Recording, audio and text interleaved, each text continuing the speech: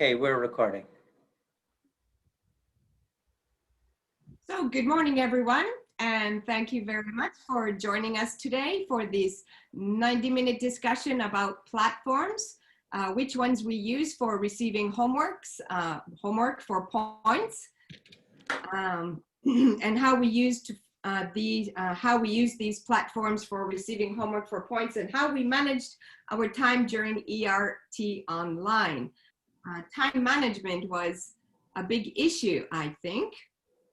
But first, I'd like to thank OTJ for the people who organized this event and allowing us to share and learn how to improve ERT experience for teachers and students. So thank you very much.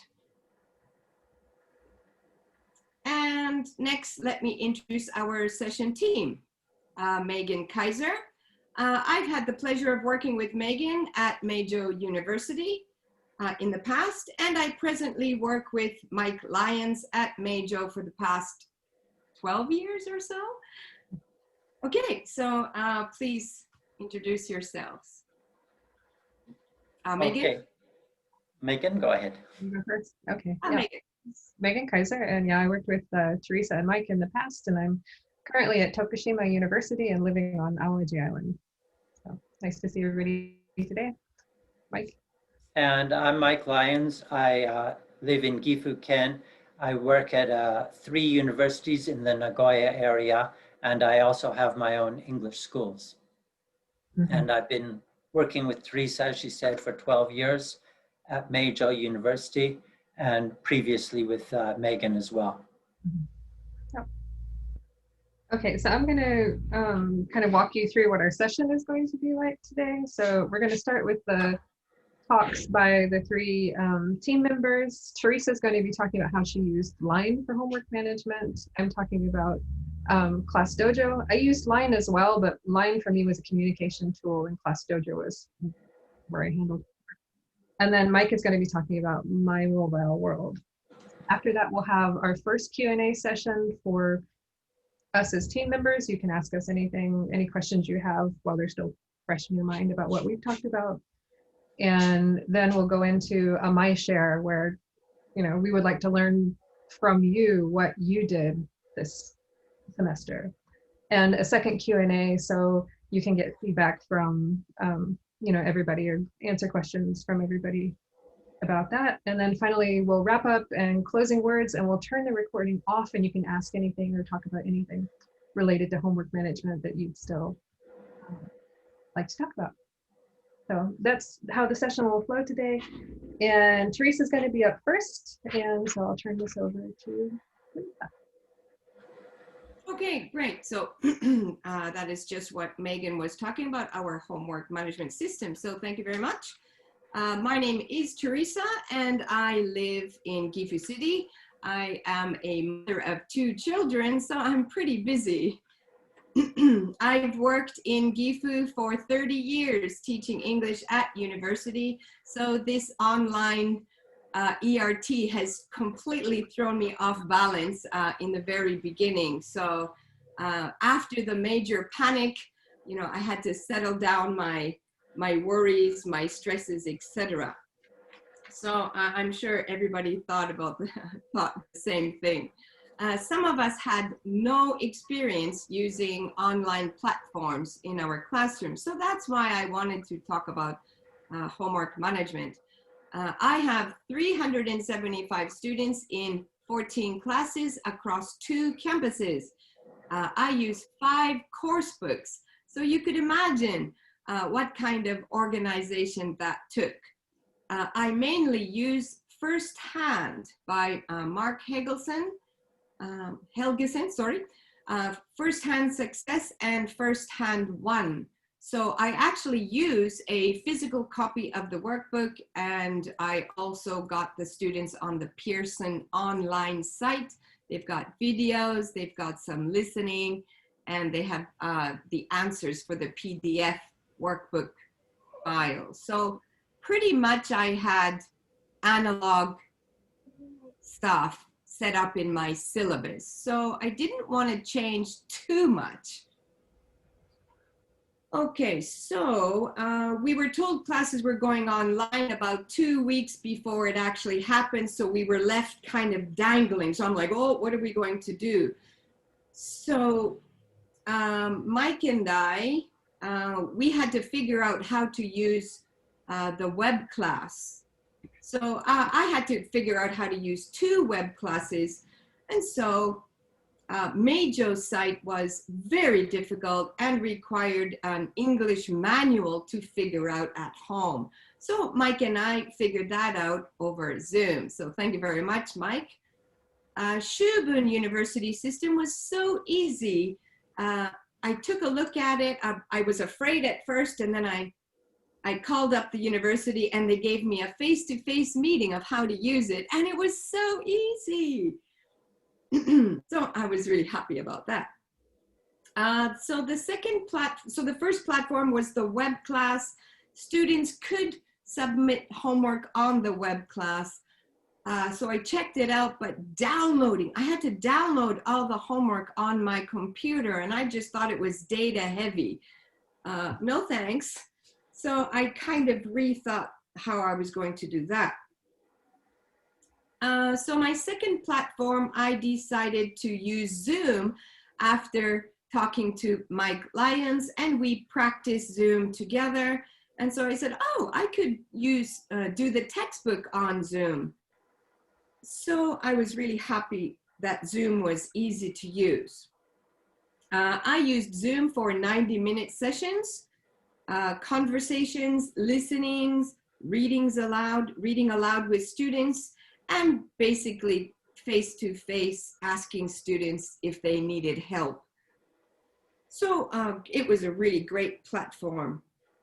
The third platform I used was Line. Many people thought Line would have issues, privacy issues, etc. But I didn't have any privacy issues at all. So what I did is I called up the university and I got approval to use Line. That was really important. I told them that the emailing back and forth on the web class really was time consuming, it was clunky, and oh yeah, but you have a week to answer everybody's email. And I was like, whoa, a week? What if I get 600 emails? That's gonna take longer than a week. So anyway, that was very nightmarish to use the university emailing system, so I decided to use Line, a perfect place to have real-time communication. So what I did is I sent them my QR code on the portal site in a flash email, and I had it embedded on my forum page so they could click on it and join that way. I did find 80% of students were able to do it within the first week. So they used the QR code, they sent me a message, but of course, it was really important to, in that message, their student number, their name in full, the university, the class that they were in. And so when I got that, I just changed their name myself. The students themselves didn't have to change their name. So the privacy issue was okay. So from the Line message, I just edited their name and I put them immediately into a class. So if you take a look at the right picture, Majo University, Shubun University, and then I put a little bubble there. So this was for me. So I could look at the bubble and see who it, which class it was. So I had 14 students. I had 14 lessons in 14 Line groups. So once they made their Line groups, I told the students, I said, okay, now go into the members, take a look at the members, and shout somebody out an email or a message like, can we be friends, or can we do the recordings together? So I said, make friends within that group. And that was really helpful for the students, because on the portal site, the students told me that they had like zero connection with anybody. They didn't meet any students. This was after 2 weeks of starting lessons. I asked them in Zoom, did you meet anybody on the portal site? They were like, no, I have no idea who my classmates are. So on the first Zoom session, I just did troubleshooting, and I taught them how to use Zoom, and I got them kind of to make friends, and I taught them how to use Line. I said, you know, follow the Line rules. It's really, really important not to be just shouting at me all the time. So there was a rule list. Okay, so I said, please follow the directives and everything will go smoothly. 80% of students responded immediately and joined my Line groups in the first week. 15% took another extra week, and about 5% took about 4 or 5 weeks to join my Line. I don't know what the problem was, but I think people were afraid to use, and they weren't checking the web class, because I used the web class first and foremost, and I used the Line for direct communication. Okay, so yeah, after Golden Week, I pretty much had my Line groups full. The biggest class was 54. The smallest class was 5. Okay, so I put the weekly syllabus in the web class, and then I shouted out on the Line, please join me in Zoom, look at the web class for the link. I never put the link in the Line. The university told me for privacy issues, you know, the passcode could have been stolen by some unknown person or something. So I put the password and the link in the web class, so they had to go and click that to get in. Those students who couldn't get into Zoom, they used my Line. I put them on Line video on my phone, and I just had them sit next to me on my phone in the Line group in the video. So I had everybody every week present. So I had no problem with that. Okay, great. What else do I want to say about the Zoom? Great. Okay, so talking about actual homework submission. So as you notice, my Line here has like 933 messages. What? So that was really in the first week. I don't know if there's a date on there, but it was about the first week. Why do I have 933 messages? Students didn't follow the directions, so they would send. I said, please send a photo of your homework, put it into a Line album called Unit 1 Homework 1. But the students didn't do that. They just sent me like 15 photographs. And I said, 15 photographs? No way. I said, go back, put it into a Line album. So I have one message for the homework and one message for the voice recording. So every week they had to send me a voice recording. So that was like basically 2 messages and 3 messages if they had a question for me. So this is what my Line looked like. This is what my Line, can you see that all right? So this is what an album looked like. So for example, my first submission, because nobody had the textbooks yet, I couldn't use the textbook in Zoom. So sometimes the Zooms were short, and I said, okay, just start studying the web class and get ready for, you know, the real Zoom class lesson. So my first homework was a self-introduction. Please make a colorful short document with 14 sentences self-introduction. So Zoom number 2 was used for self-introduction. So all 30 students, actually 15 students got to do their self-introduction. Yes, they were allowed to read their introduction, where they from, what were their hobbies, what sports did they join, and kind of how they felt about meeting their classmates. So it was really wonderful. And the students really sat there listening to their classmates.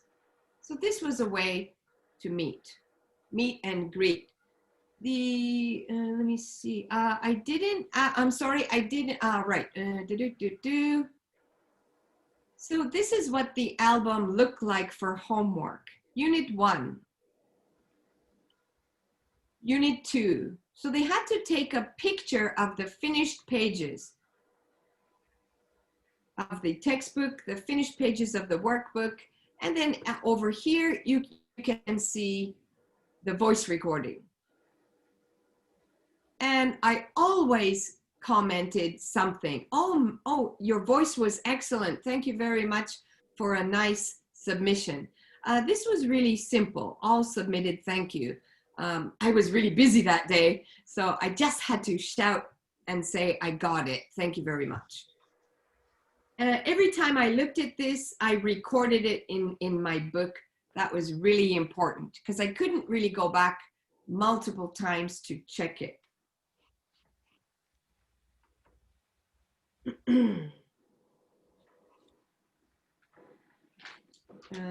Right, I don't want to be rambling here. So basically the workbook was a homework. They had to write in the workbook and then take photographs and then put them in here. I looked at them very closely and I said, okay, you've missed number 1, you've missed the writing section, and I would put it in the line private message, you've missed such and such. And they would fill it in and resubmit the photograph, and I was happy. They would get 5 points, I think, 5 points for every unit finished. So there were 5 units, so 5, 10, 15, 20, 25. They got 25 points for finishing the workbook, etc. The notebook photograph was added. They had to write a daily diary and take a photograph at the end of 2 weeks. So I would get 2 weeks of daily diary, and they had to put it into Unit 1 and Unit 2. So let me see. There might have been maybe 10 photographs in Unit 1 and 10 photographs in Unit 2. So it was like a one-stop shopping for me. It was awesome. They were not allowed to submit photographs upside down. They had to have the photograph upside right so I could look at it directly. If they didn't, they got a shout out in the chat box, please turn your photos. Otherwise you get 0. Hurry up. If everybody was submitting sideways photos, I would go to the group line and I would say, please turn your photos to readable position. And boom, everybody did it. So that was really nice. I always ask the students to help each other.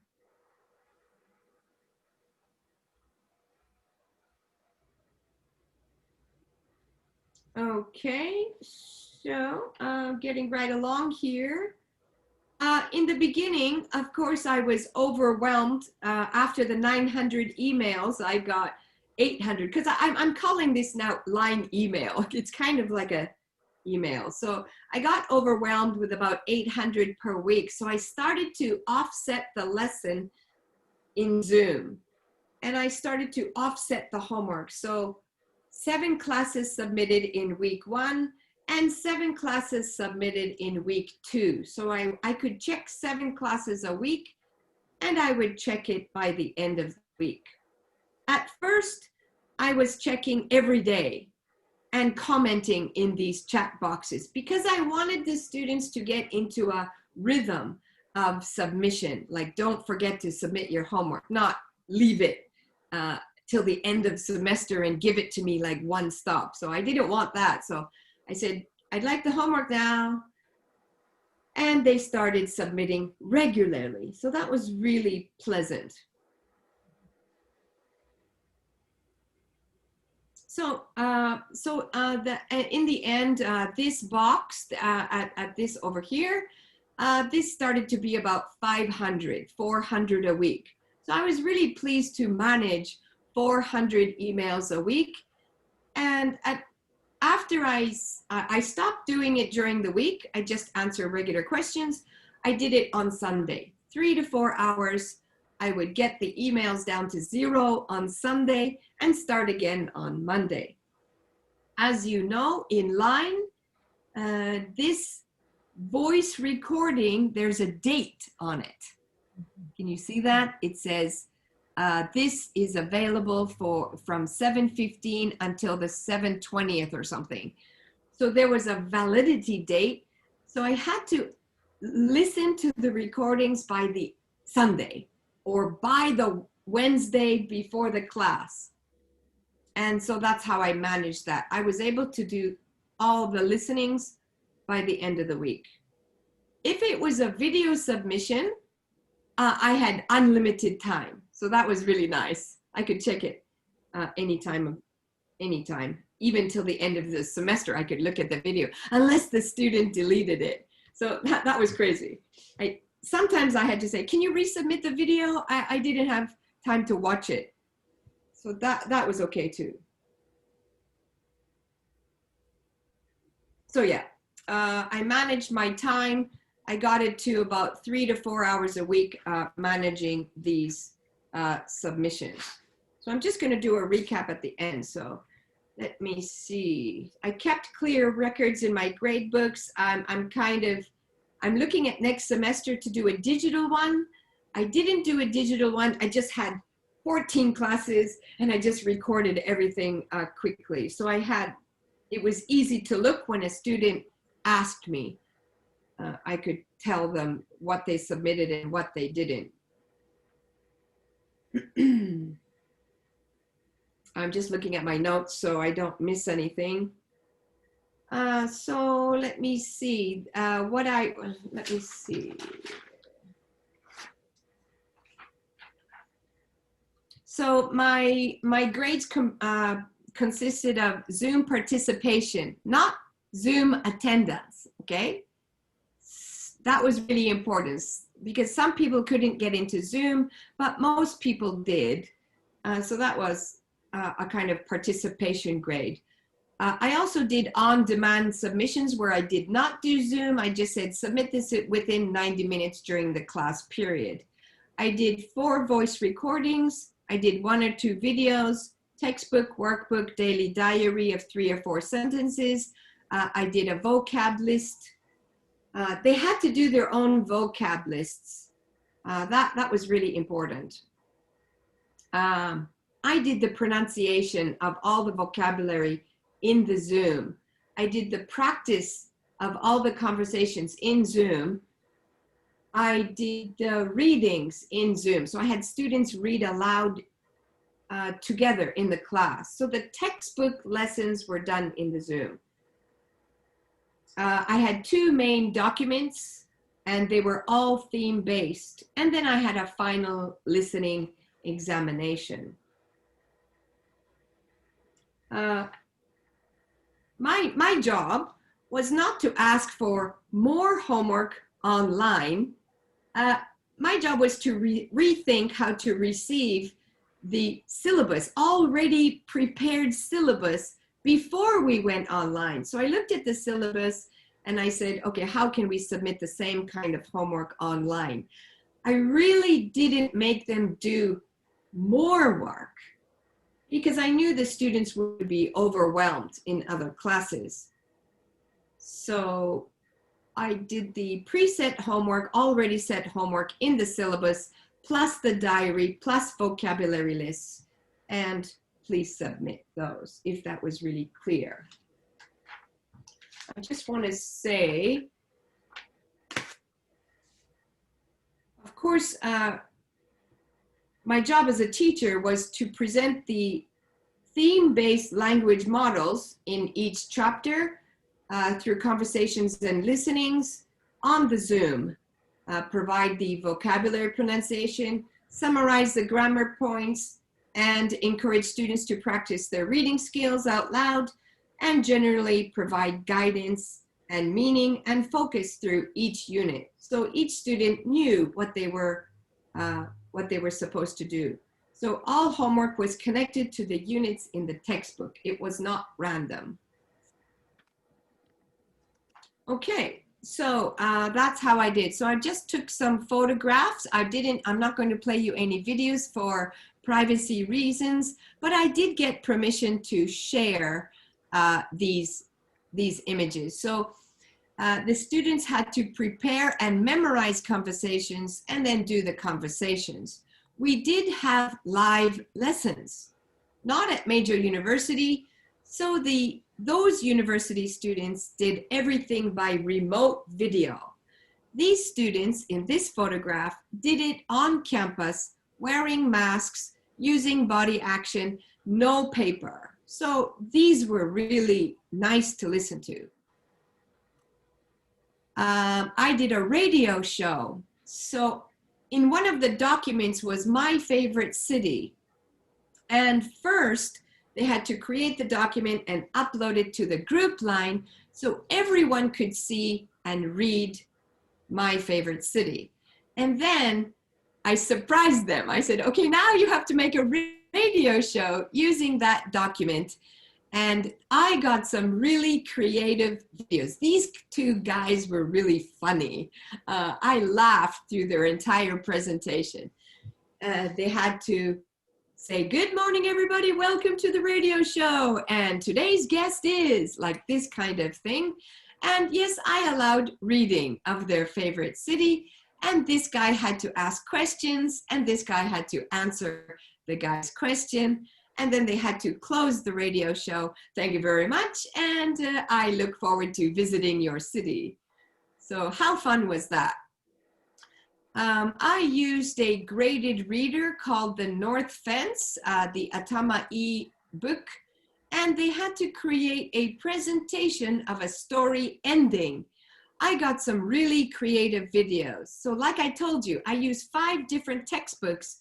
So this was one textbook, one graded reader in two classes. So I got 50 videos. I got about 50 videos to watch because I had 100 students, and they made wonderful, creative, final endings for the graded reader storybook. Atama E is a multi-ending storybook.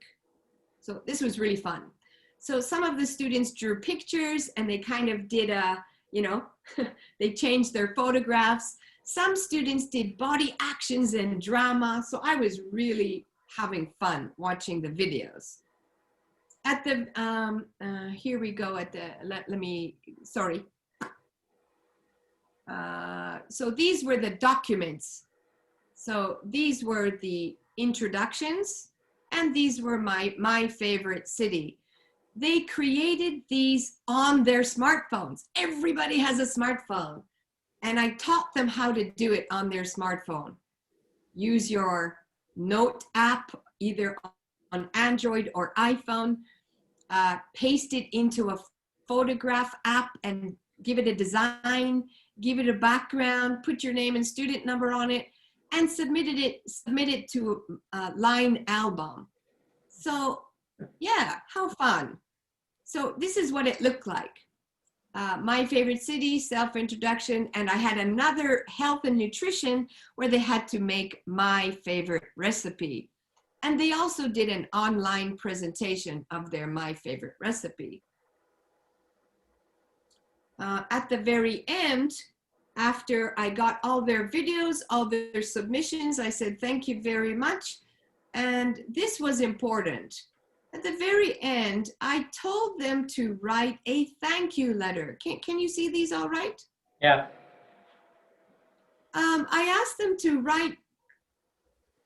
classmate letters. I said, please say thank you to your classmates who helped you make the video, who helped you make the voice recordings and to practice the readings. And some of them, I told them to submit it to the group line, but most of them didn't. And they surprised me. I didn't ask for letters to me at all. I told them to make a document to say thank you and show your gratitude and encourage others to work hard. And suddenly I got Dear Teresa letters, and I even probably cried. I was like, what? And so I got, how many letters did I get? Maybe 300, maybe I got about 200. I got 100 from my nursing. I got random ones from my other students, and they were lovely, lovely. They did thank me for doing the Zoom. I thought I did horrible in Zoom, but most of them said, thank God for Zoom. We were able to meet our classrooms. Thank God for Zoom. We could do the listenings. We could talk to each other. So that was wonderful. It was a lot of work to do the Zoom and to do the submissions, but we managed it well. I played music in Zoom when I was checking their participation. Okay, so yeah, that's it. So that's how I managed homework. Thanks, Teresa. Sorry, that was a bit longer than I expected, but okay. So there were actually a bunch of questions for Teresa. Should we go straight to Q&A for Teresa and then do Megan and my bits as well? Is that okay, Teresa? Can you take some questions now? Okay, question? Oh my gosh, I wasn't even looking at the chat. Okay, yeah, please read your question if you have a question. Go right ahead. Does anybody want to read those questions? Yeah, Teresa, did you use Line Official or your own personal Line account? I'm sorry, I used my own personal Line account, and I had 0 issues. I had no complaints with privacy issues, so. Scott, what's the difference? Line Official is kind of a slightly more corporate line where you can kind of send out announcements to people. I don't think I haven't used it myself, but a lot of universities have dictated that if you want to use Line, you need to use a Line Official account. I was just curious. And there is a presentation on Line Official. I think it was recorded between, there was a guy who presented it. So I did take a look at Line Official, but I had already set up my Line groups already, so I didn't switch it over to Line Official. I see. Thank you. Right, next. Hi, Teresa. Thank you for your presentation. It was really interesting. When I saw the 933 new message icon, I just about had an anxiety attack over here. So I'm really impressed that you were able to manage this all semester. I have a couple of questions. One of them is, how do you keep students from just copying their answers of their classmates if they're all uploading to a shared album? Obviously, if they're writing something original, that's not such a big problem, but like with the workbook assignments where they're all answering the same questions, how do you keep them from just copying? I'm sorry, those albums were my private line, no copying. Oh, so they couldn't actually see each other's work there? Oh, okay. Okay, great. Thank you. That answers one question. Sorry, Okay. The only group line assignment was the document, like my introduction, my favorite city, letter to your classmate. That was the only public thing I did in the groups. Okay, my second question has to do with your feedback. When you went to give them actual like pointers or corrections on their writing or whatever, did you do that within Line, or how did you do that? Because you had all images, right? You didn't have like Word files or anything like that. Oh yeah, I I work on my smartphone all the time, so I'm like one of my students. I look at and I make it big and I look at everything, and then in the line chat, if they've made the same mistakes in their diary, I give them corrections. Like I write the mistake and then I write the correction, and I said, so next week I'd like to see corrections, those kinds of mistakes. So some of them had past verb mistakes, so I just showed them, please look up your verb tenses. So I did do that in the private line to individual students. Okay, great. So it's all contained within line. Okay, thank you. So it was a personal experience for them. I just had a quick one about the photo quality. Some of our students will submit photos of various homework assignments here and there, very out of focus. Just what percentage Yes, sir. you get? Just what percentage When you I get? got a blurry photo, I said, sorry, take the photo again, and I just left the chat. Like I just left that one comment. But I always said please, and I always said thank you. I was very polite and every time, and I sent them line stamps, but I only had 4 that I used. I take it you didn't get too many of those What? that were Blurry photographs? blurry. No, because when I started receiving bad photographs, I went to the group line and I said, no blurry photographs, you get 0 for submission. Okay, thanks. Teresa, just wondering, so you had this line group, right? Were the students actually helping you quite a bit in like answering other students' questions? Because I can imagine just so many questions coming in about homework and stuff. What was your experience with that, with actually students coming in and answering questions so you wouldn't have to? Did that happen quite a bit? It happened in the beginning, but like somebody would say, I can help you. And so they got together in their own private chat. So the students were awesome. They never posted anything in the group chat that was unnecessary. Yeah. Okay. Cool. If there was a general question, somebody put it in the group chat and I answered it right away. And I'm like, thank you very much for your group question. Okay, so a group came together with a question for you. That's cool. Yes, Okay. yes. But Yeah. a lot of the students, those 933 was, what should I submit for homework? And I'm like, excuse me? Look at the web class. Yeah. Read my directives, please. Yep. Okay, thanks. Okay. Any others? Right. Are we all right? Okay. Great. Thank you very much. If any question comes up, please ask me later. Okay, next. Okay. Megan. Give me just a second here to share. Full screen. Okay, so like Teresa, I used Line, but I used it for communication. I didn't want to collect homework that way. And if you remember back in March and April, we were all kind of in a panic state. So I wanted to find something that was as easy as possible for the students and also for myself. And I'm a children's language acquisition researcher, so I knew about ClassDojo, and it seemed like something that I could adapt and that would be simple for students. And of all the things I tried this semester, this is the one that worked best. So that's why I want to share it with you today.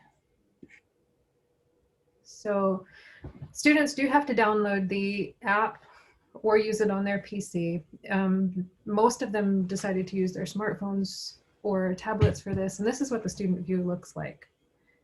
Now, what I loved about this is that there's not really any way to go to a wrong place on the app. You only have 2 choices here. You can either click on this monster and change your monster icon, or you click on the center and that goes directly to your assignments.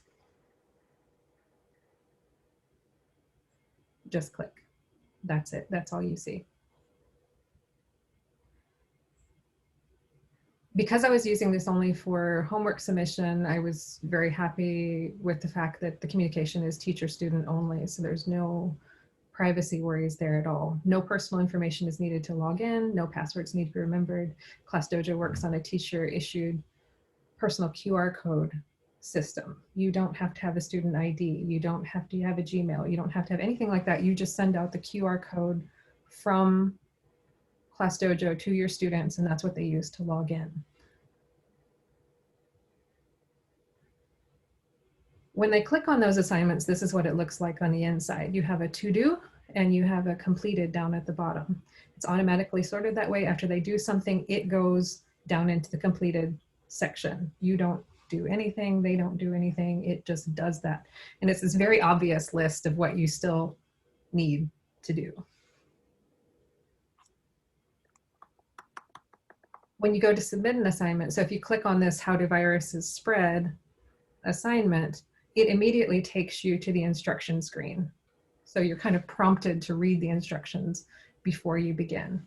After you've read the instructions, you just hit start and it'll take you to whatever type of assignment it is. They've got video that's up to 8 minutes, photo. There's a written assignment, but because this is originally for elementary school students, it's not great for university. It's more like for leaving a message than it is for typing anything extensive.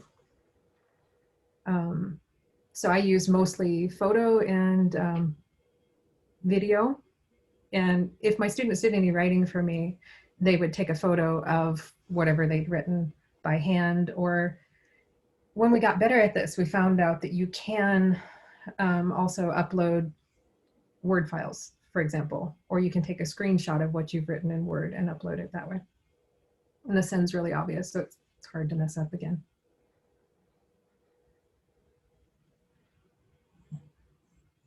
So if you look here, this is something you have to explain to students, but once they know it, they know it. So pending means that it's in the teacher's inbox safely.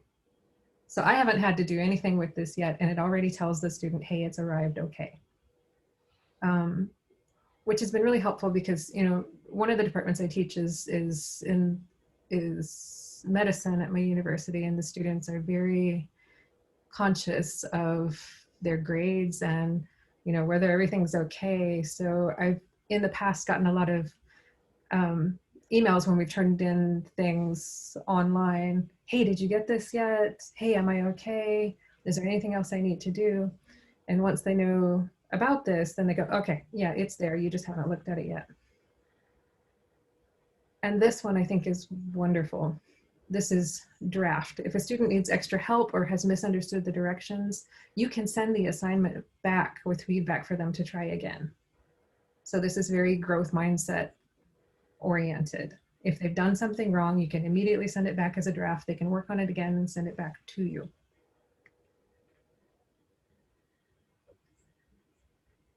If you look here, this is for advanced group only.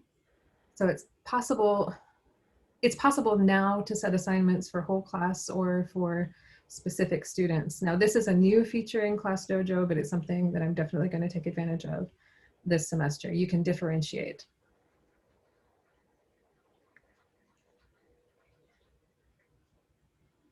They have something else here called the Create New button. The students can use Create New to send you a message. So you go in here and you choose journal, and they can send you, it's like sending a text message, and I get a notification that they've sent me something.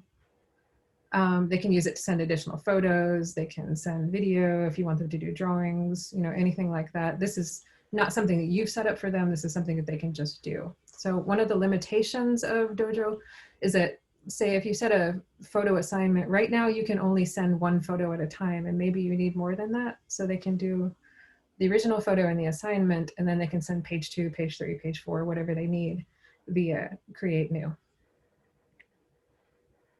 Okay, so that's the student view. The teacher view looks like this. So this is my dashboard for all of my classes. And the red dot lets you know that someone has left a message or submitted homework. So if I go here, I can see immediately, okay, I need to take a look at something over here.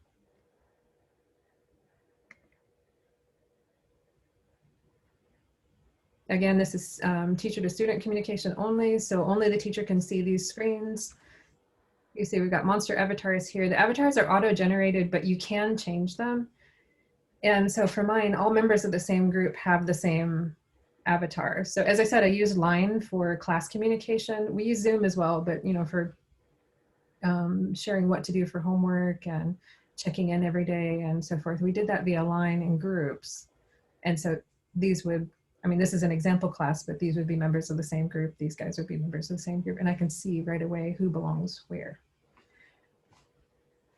And you can see here, the numbers in the green circles are point totals. So you can see that, and that individual student can also see how many points they've gotten so far for the semester. Okay, so if you switch over to the portfolios tab, if we look here on the left side, this is activities. So activities are assignments. You click on create activity and you can choose, as I said before, whole class or specific students that you want to do an assignment. You write your instructions and you're done. It goes out to everybody who's on your list.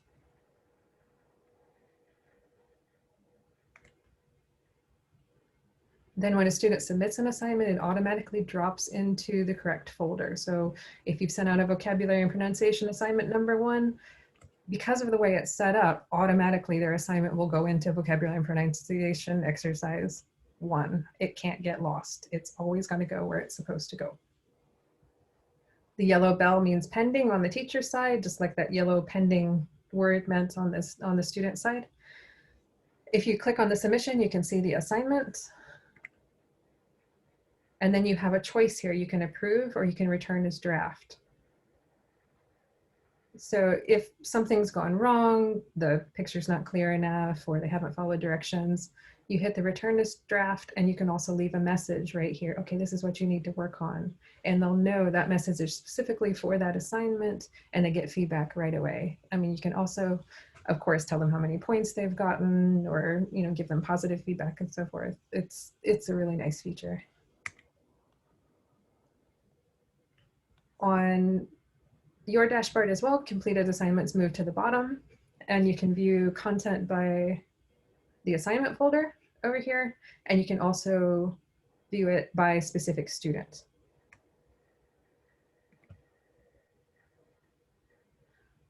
Because this isn't meant for homework, so Class Dojo originally was meant as kind of a behavior modification tool in the classroom. It's meant to be used in a face-to-face class where you have a screen, and it's meant to be used for small children. So if you see someone sharing, for example, you can give them points for sharing, or if they put their toys away nicely, that sort of thing. That's originally what it was for.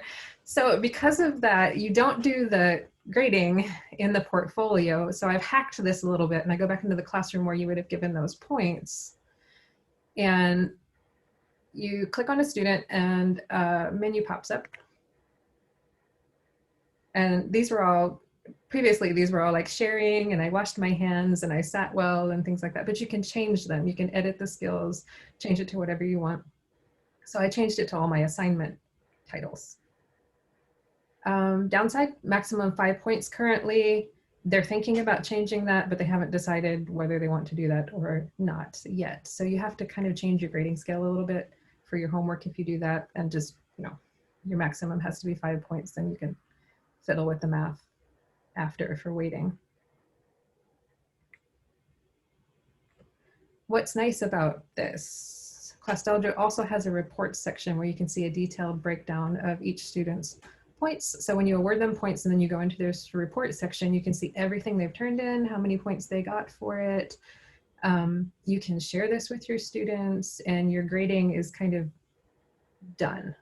So I'm working on my final grades right now, and this wasn't difficult at all. So I took the points, let's go back. Okay, so like say this person has 15 points for their assignments. I put that into my real official university grade book, and I weighed it for however many % I wanted homework to be, and boom, I'm done. I didn't have to do anything other than pick up those points. If a student says, hey, I had submitted this and I'm not seeing the points, you can go look back in here and say, oh yeah, it's there, I missed it, or no, you really didn't submit this. And it's just very easy to keep everything managed. So for logging in and security, this is what the individual QR codes look like. Now this comes in as PDF file that was intended to be printed out. So if your students are on campus at all, it might be worth it to just print this out, because this was a little bit time consuming. They don't have a way to easily send the QR codes to students right now. So what I did, I just took screenshots of each one. So it's a whole list of, it's a whole, you know, a page for each student. And I just scrolled up, took a screenshot, sent it to the student, scrolled up, took a screenshot, sent it to the student. So that was a little time consuming in the beginning, but if you encourage your students to download that and hold on to it, then they've got it for the whole semester, and logging in is very, very easy. I only had a couple of people that needed their code again, and it's not hard to, again, take a screenshot and send it to them, and then you're done. So what I want to say, you know, overall, kind of wrapping up about what I liked about ClassDojo and how I think it worked for remote learning. I found it very simple to use, and it had a very low learning curve for me and for the students as well. We do have a Moodle on campus, but it's 100% in Japanese, and it's old, and I find it very, very confusing, and the students did as well. I teach mostly freshmen, so they're coming in from high school going, what are we doing? And the feedback I've gotten so far from them, the kids are still coming in from students, but the feedback I've gotten so far was that ClassDojo was really easy to use, because, as I said, you kind of can't go wrong. You always end up where you're supposed to be. That privacy is protected. Nobody else sees their assignments but me. So communicating was really easy. Also, I could send messages to them directly from the app. I didn't have to go anywhere else, and they knew that the message was in relation to a specific assignment. Was really good. It's growth mindset friendly. You have the option to send it back to them without accepting it, so that you can kind of have this dialogue back and forth about the assignment and improve it. Differentiation friendly, as I said. I found it very time saving. I hate grading. I love teaching. I adore teaching, and I hate grading, but to be able to have all of the same kind of assignment right there, and I didn't have to go into emails or anything, I could just one after the other, was great. I'll never go back. When we go back to face-to-face classes, I will still be using this for homework management because of how much easier it was. And I don't know, I like the monsters. Like, it might be too childish for some people, but I found it very cheerful in what started out this semester as a very dark time. You know, we're all feeling scared and worried about what's going to happen, and it was friendly. And the students have kind of said that too, that they didn't find it so much childish, it's just kind of fun. And it's safe. You know, you're not giving away any of your personal information. So we were pretty happy with that too. And that's the end of my share. My students have used ClassDojo in the past as well, and they all found the monsters, you know, fun. Nobody thought it was too childish. Mm-hmm. So does anyone have any questions for Megan? Oh, Hi, can I ask one? Okay, hi. Oh, go ahead. Sorry. No, go ahead. I just have a really quick question. The way ClassDojo is set up looks very similar to Edmodo, which is the one that I chose for this semester. And I'm wondering if you also looked at Edmodo or any other options that are similar to this. And then if so, why did you go with this one? That was my question too, exactly. Oh, okay, cool. Cool. Thank I you. did not know about Edmodo. This is the first time I've ever heard of that. So no, I did not look at that. I looked at Google Classroom.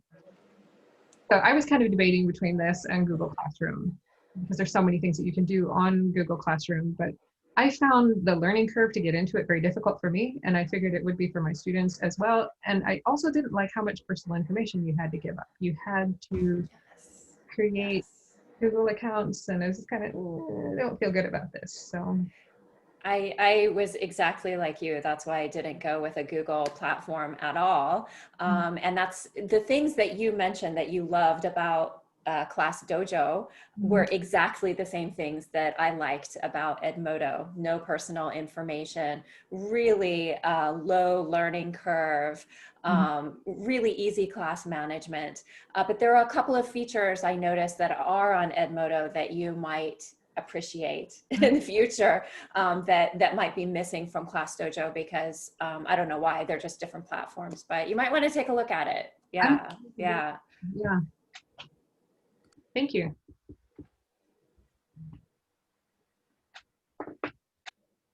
Anybody else?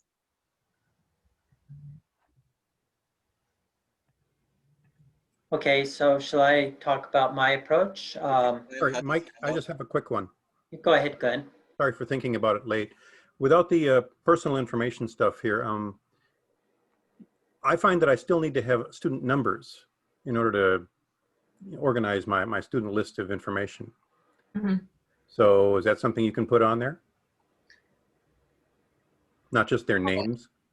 Well, I'm just thinking, so what I might do, if you really wanted to have that on there, when you input their names, you do first and last name, but the last name never shows up publicly anywhere. So what I would do is next to their last name or in place of their last name, you might put in your student number there. Then the only time you see that is when you look at your student list on the teacher view. So the student list does allow for you to see that. Yeah, it allows you, well, if you notice. Who inputs the name itself, you or the student? I do. You just input it. You can either use, you can drop a list in or you can write them in yourself. I don't know if you noticed it. I don't want to share the file again because it's Mike's turn to start. But in my classes, so I had one Asuka, one Daichi, for example, so with their first name. So I had put that one to keep them together as a group. So you can modify it kind of any way you want. Certainly you could use student number if you wanted to. Yeah. Okay. Yeah, that's exactly what I did in past years using ClassDojo as well. So, and if there happen to be two Daisuke's, I would do Daisuke K for Kurosawa and Daisuke S for Suzuki, as the first name, and the last name I would put in the full last name plus the student number. And then when it came time to grading, you can put it all into Excel and you can arrange it as you like by student number, and it's very easy to use. Sure. Okay. Okay. Mike? Yeah, I'll talk about my approach to giving the students homework and their grading. And my approach was the same regardless of the pandemic. I was always going to use something called My Mobile World. Now I'll just tell you a bit about My Mobile World by sharing screens. Just a moment here. Where are we? Okay.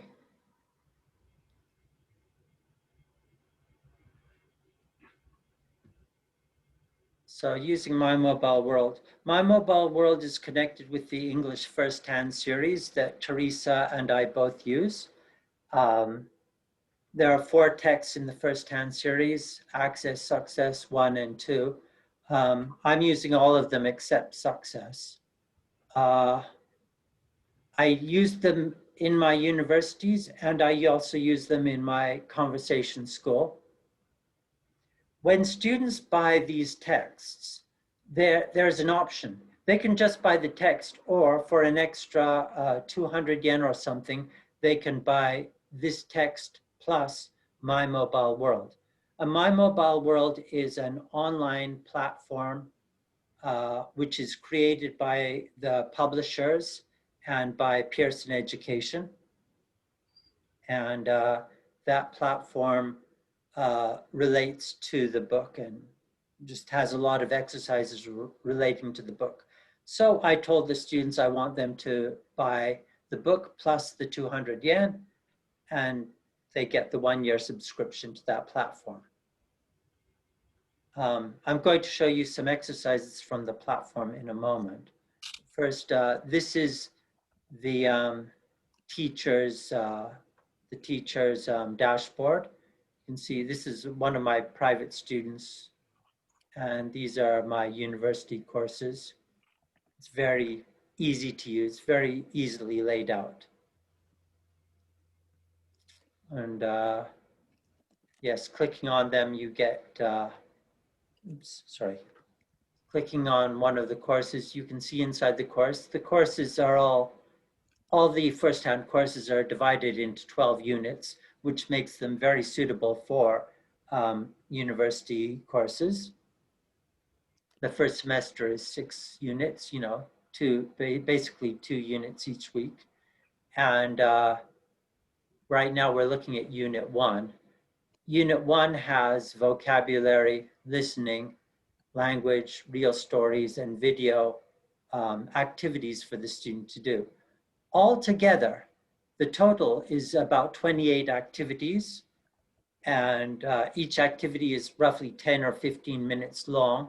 So a total would be about 3 hours of work per unit, 2 or 3 hours of work per unit, and each unit's 2 weeks. So you can imagine the students getting an hour and a half of homework per week.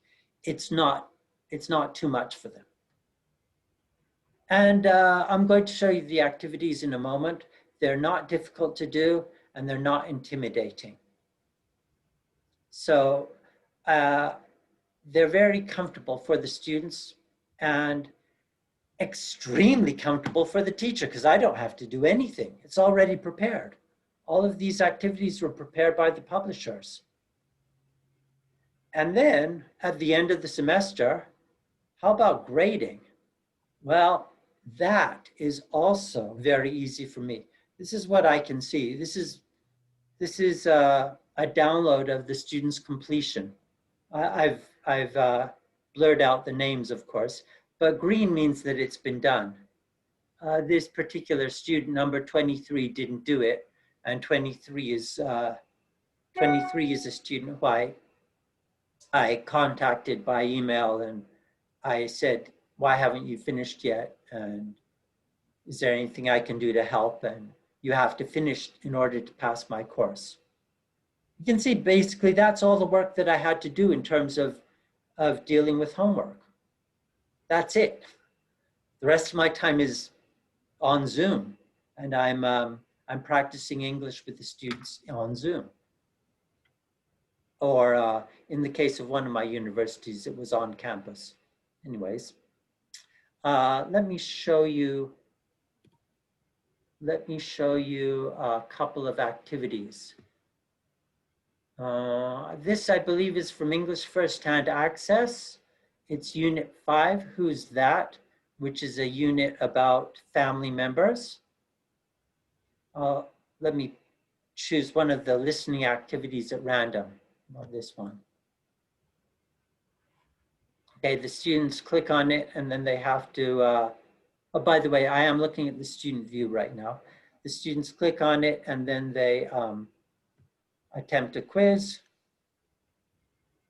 Okay. They have to fill in the blanks. It's fairly straightforward, isn't it? Let's listen.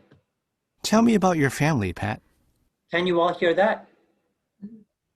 Okay. Well, my dad is very serious and quiet. He's always reading. My mom is the opposite. She's funny and outgoing. She loves having parties. I have one younger brother. He's just lazy. He never does anything around the house. So the students have to listen to that. They can listen to it as many times as they like. Tell me about your family. And then they have to write the words here. And once they've written the words, they click Finish Attempt, and they get a little bit of feedback from the system saying that's correct or that's incorrect. If it's incorrect, they're allowed to do it again. And once they've completed it, I believe the threshold is 60% correct. Once they've completed it above 60%, they are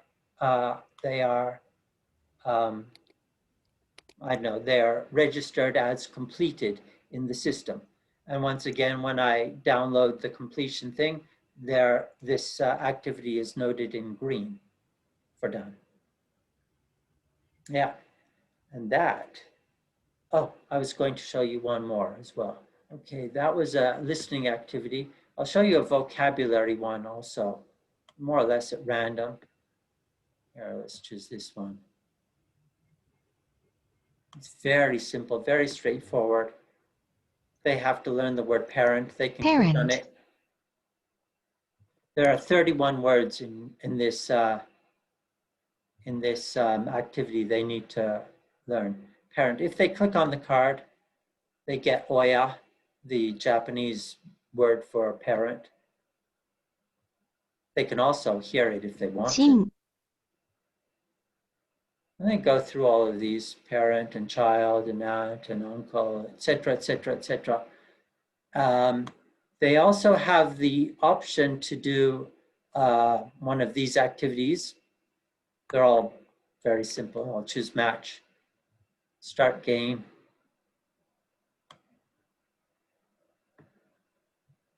Omoshiroi and interesting. Drag and drop and it disappears, right? If they make a mistake, let's say they accidentally put this one over cousin.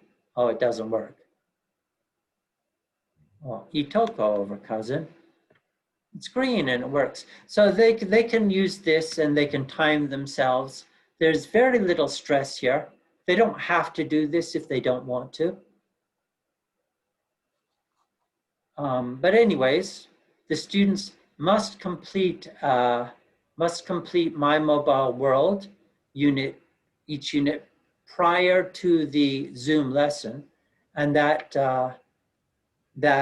previews the lesson fitfully. It really previews it well, so that when they come into the Zoom lesson, or if they come into a classroom lesson, they're ready to do it. They're not going to open up their textbook and think, oh, I don't know what this word means. And that makes life a lot easier for me. And anyway, thank you, My Mobile World. It really makes my life a lot easier. Do you have any questions?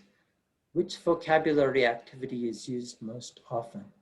Oh, Glenn, sorry, I don't know which one is used most often.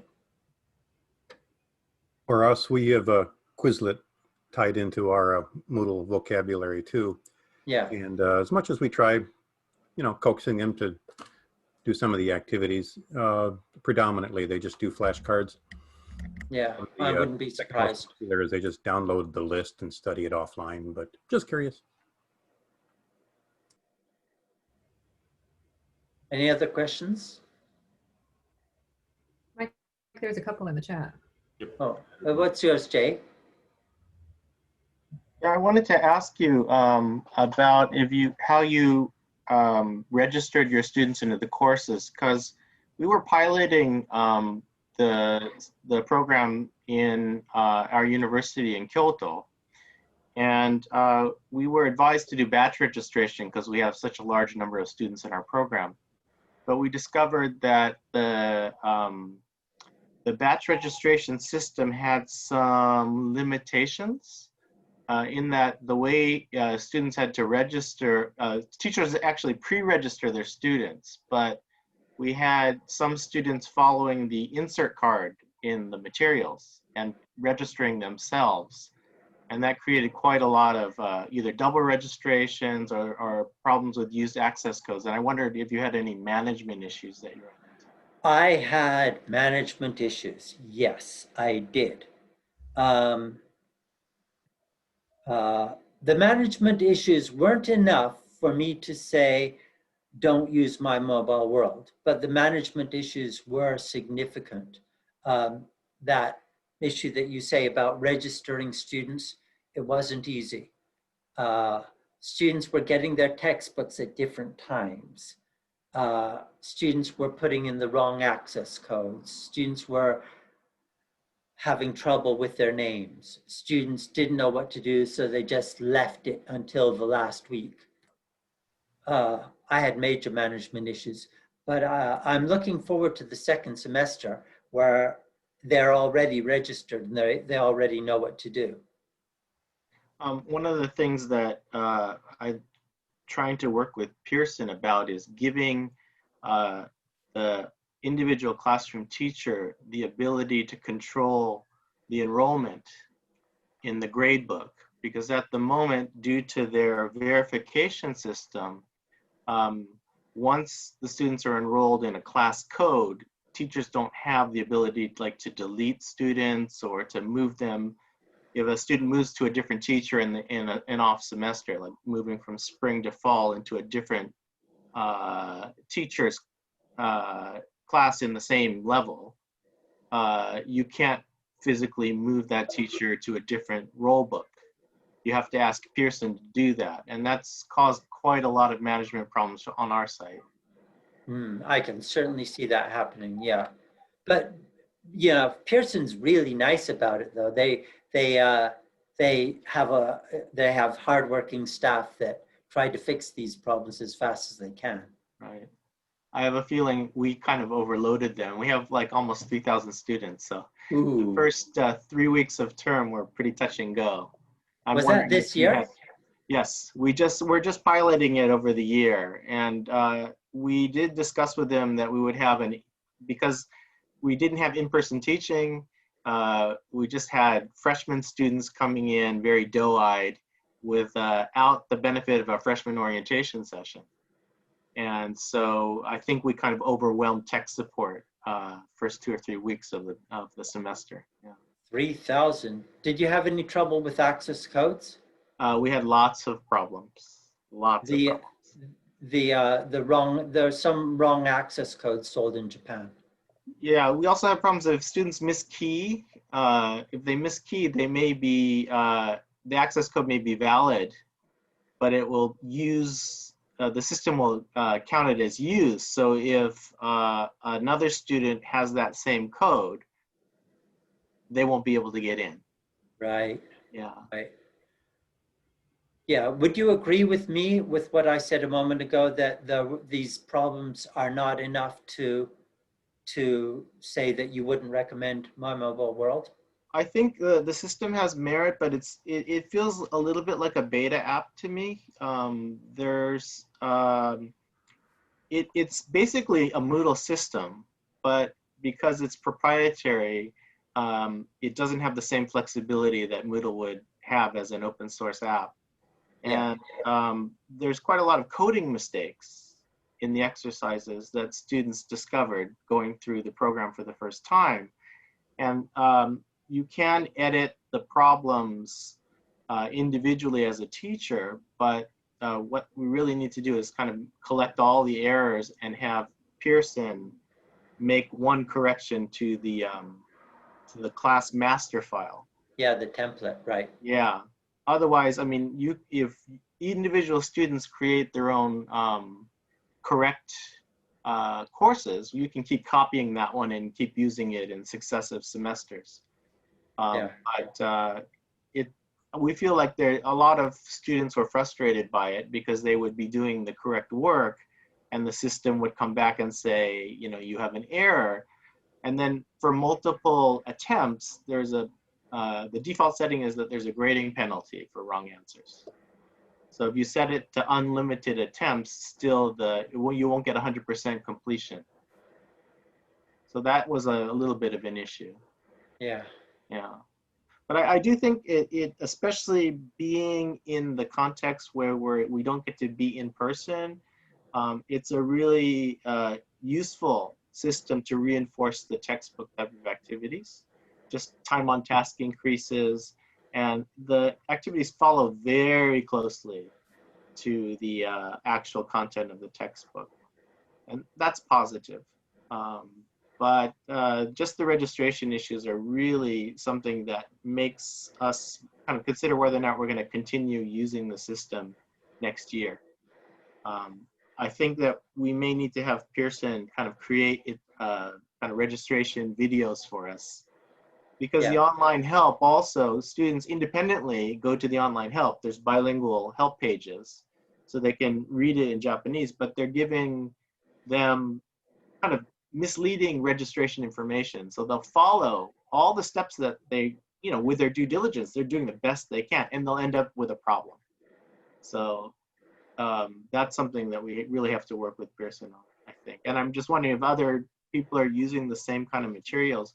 If they hear from many of us that the batch registration and the self-registration systems are at odds, we may be able to get them to move to kind of adapt their system more quickly, I think. Hi. Yeah, Teresa. Thank you, Jay. Exactly. What happened at the very beginning when I was choosing textbooks, I asked around and I heard that the registration system was really difficult. And I'll just show you the two textbooks. This is the old edition and this is the new edition. And the code is inside this book for My Mobile World, but this is not. This comes with a workbook. But what they did is they stopped printing the workbooks. That's a disaster. So what happened when I ordered my books, everybody had this one and the success book. Everybody who got the green book got workbooks.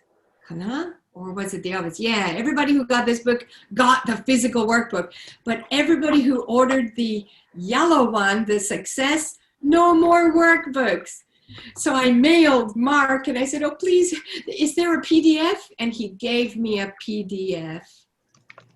So I guess, I don't know if I was allowed to, but I gave all my students a PDF because the workbook was on the the syllabus. It was on the syllabus. So I didn't choose My Mobile World because it looked really difficult for people to log on. And I kind of thank God I did it the way I did it this semester.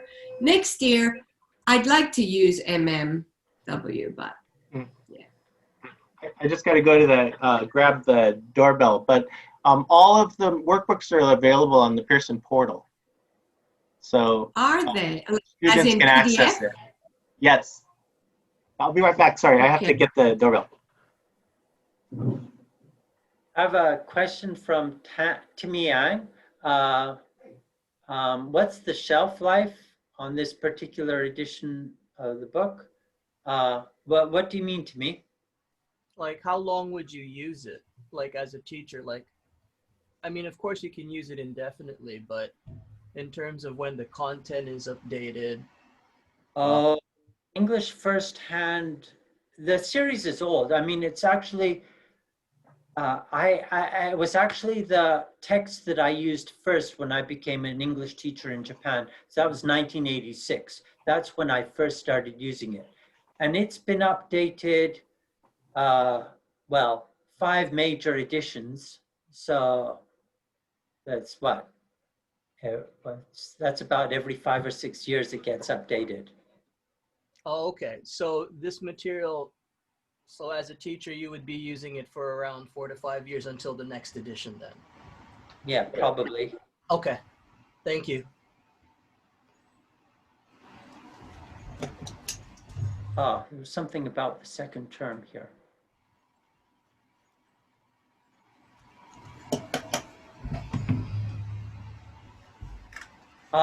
Susan asks, is My Mobile World limited to this particular textbook series? Yeah, My Mobile World is, as Jay said, it's proprietary to English Firsthand, but other textbook series have similar ones. I'm using a series right now called Top Notch, which is an excellent series. It has a similar system with online training.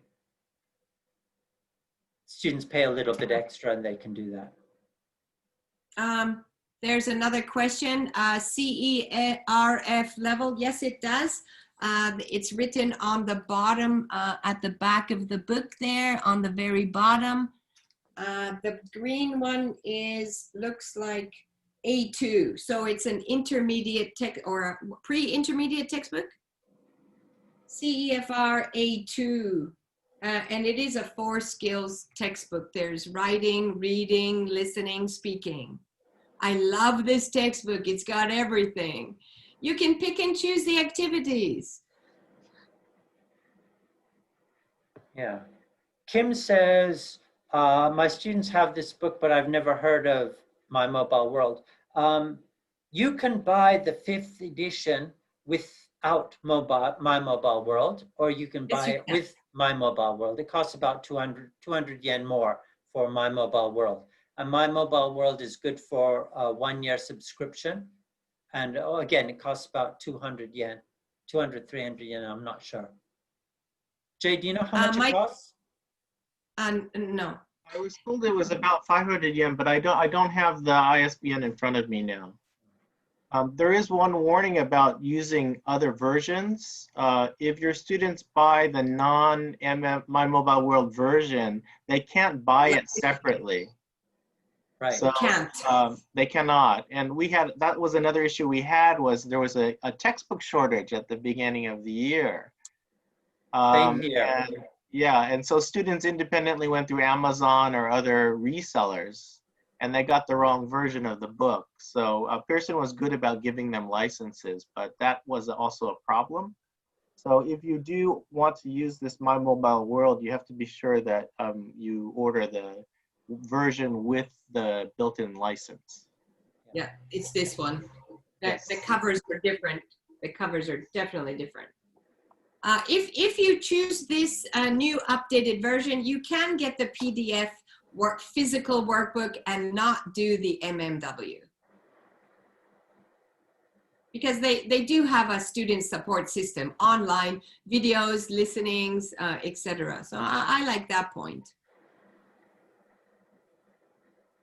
Okay, so we're at the Mike and Megan. We are at the 11:25 point. So, does somebody would like to share? Yeah, what are you we guys said doing we would with? leave you time to share your.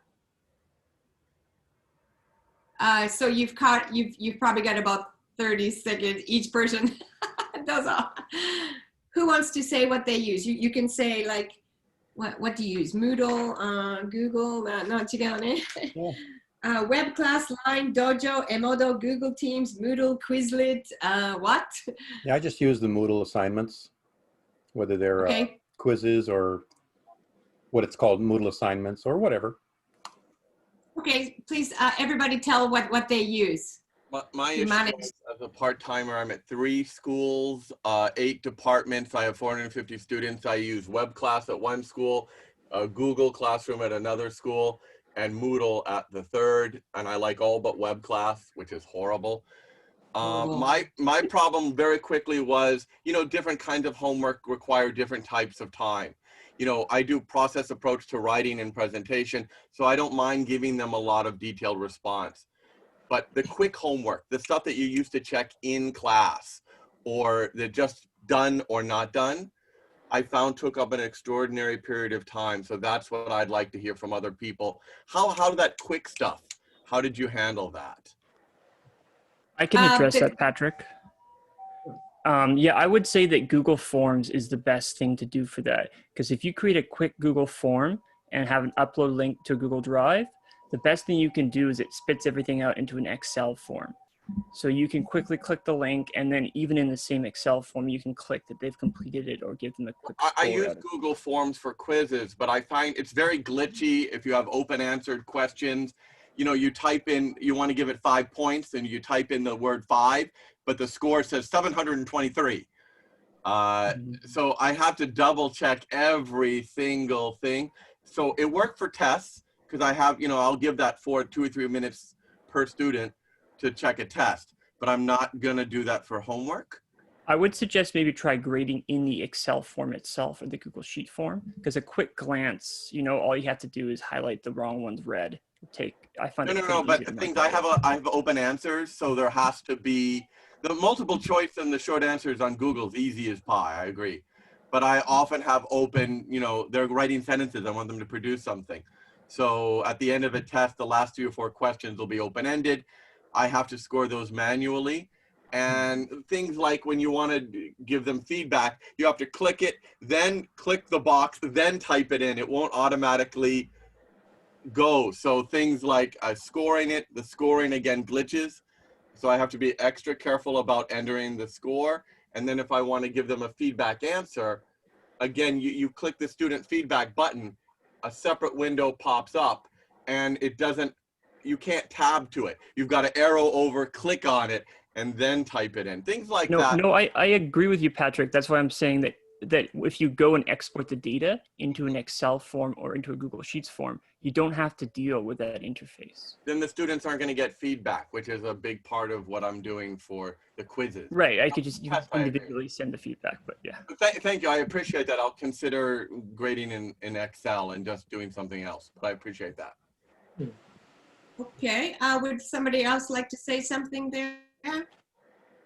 Share I was what- I was afraid to use Google Classroom because I don't have like a license through my school, and my school didn't want me to collect emails from the students. I wasn't allowed to do it. So I actually did this hybrid thing where I just used Google Drive with Google Forms, and then I had Flipgrid for speaking. So that was their production aspect of a communication course. And that works pretty well. So yeah, so I wasn't able to do open-ended questions. So they were all multiple choice or checklist. But it, you know, I tried to make the questions difficult enough that they would have to listen very, you know, they would have to listen pretty good and really, really take in what they're listening to and then kind of produce it by answering sometimes more than one correct answer. Sometimes there was one correct answer, sometimes two. Yeah, I'm actually going to be doing a little JALT thing in November about that with the University of Birmingham. So yeah, if any of you guys are interested, I'll be doing that in November. So yeah, thanks. Great, sounds interesting. Okay. I'm using ABEX's On Task, task-based book that's new for me, and it's the first time to use it, but their LMS is linked to that, and it was designed by Paul Rains, and it's easy to use. The voice recognition software program had some trouble and students were not getting their points, and they tried to redo it, and they're getting very frustrated, but they have addressed the problem, and hopefully it's better. I have not checked it into myself, but anyway, On Task Book 1 with the LMS is what I was using for ongoing independent work, and it's all graded by the LMS, so it was very, very Right. Paul Rain, yes, thank you very much, Cynthia. Paul Rain does have a presentation, so I highly recommend going. His system looks really, really useful. I've So, yes, yeah. great. Okay, someone else?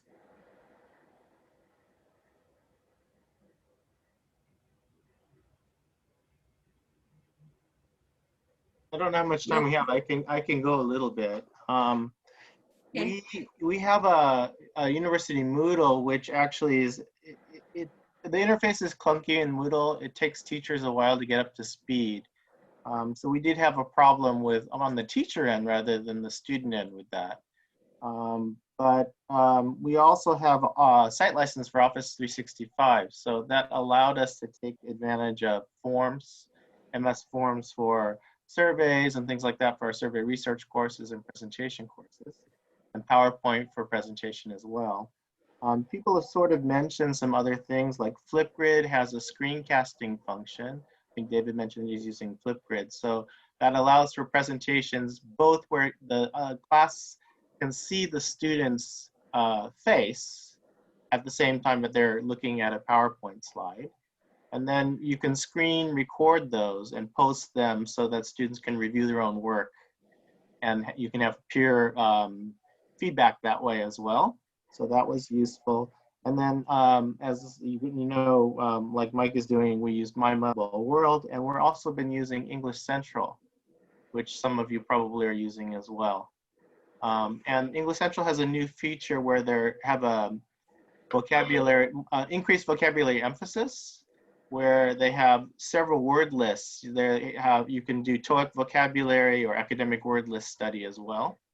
And then we set up weekly quizzes for that across our program so that students could take the first 5 minutes of each class session and do the online quizzes. So that was kind of useful for classwork as well.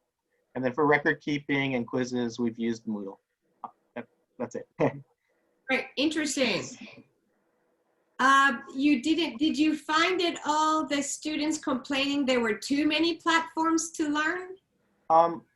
We had some, actually not from students directly, but indirectly, we had a complaint from our science department that told us, please reduce the amount of homework you assign, because everybody was online and the Senbon classes felt like they couldn't have their students spend enough time doing their kind of gakubu work. So we did have that issue.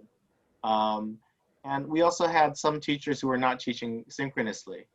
So they were posting lots and lots of assignments. And so there were communication issues with students. But in the fall, starting in the fall, we're going to ask all of our teaching staff to be online during their scheduled class hours. So they can either serve as synchronous teaching time or de facto office hour tutorial time. And we hope that will get rid of a lot of the communication issues that we did experience. Great, thank you for sharing. Okay, Mike and Megan, do you have any final words? I think we're coming, the next presentation has started. I believe it has to do with slide presentations. So I do hope that you join that presentation as soon as you can leave this one now. So Mike and Megan. Yeah, thank you everyone for coming. It's been a pleasure. Thank you. Yes, thank you very much for coming to our presentation, and good luck next semester. We can choose a new platform. Okay.